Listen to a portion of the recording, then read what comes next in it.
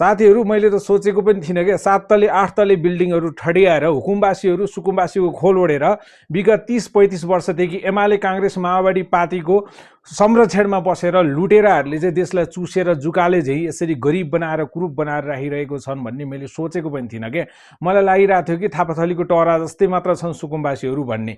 यस्तो सहरको बीचमा पनि सुकुमवासीहरूको नाममा हुकुमवासीहरूले राज गरेर राज्यलाई दोहन गरेर आम्मामा यति खतम बनाएको रहेछ नि देशलाई, जुन आज चाहिँ थाहा भइरहेको छ क्या। यो बालेन सरकारले आएर जब जोरजोर अभियान सुरु गर्यो सुकुमवासीलाई हटाउने अभियान, यो अभियानले चाहिँ देश कुन अवस्थामा रहेछ र कतिसम्म चाहिँ यिनीहरूले 30-35 वर्षदेखि चाहिँ मिलेर जुलेर लुटेर खाएर चाहिँ ध्वस्त बनाएको रहेछ र देश खतम पारेको रहेछ भन्ने कुरा चाहिँ बल्ल जनतामा छर्लङ्ग भइरहेको छ क्या।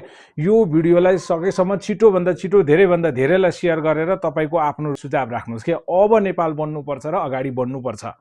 कयौं परिवार रियल सुकुमवासीलाई पाल्न पुग्ने सम्पत्ति नि गगन चुम्ने घर बनाएर बसेका हुकुमवासीहरूले नि यति शोषण गरेका रहेछन् नि राज्यको सम्पत्ति, बाफ रे बाफ। यिनीहरूलाई नि जति समय यिनीहरूले यो राज्यको सम्पत्ति दोहन गरेर भाडा उठाएर घर बनाएर चुसे नि त्यसको 100 ब्याज सहित यो सरकारले चाहिँ तानोस् के।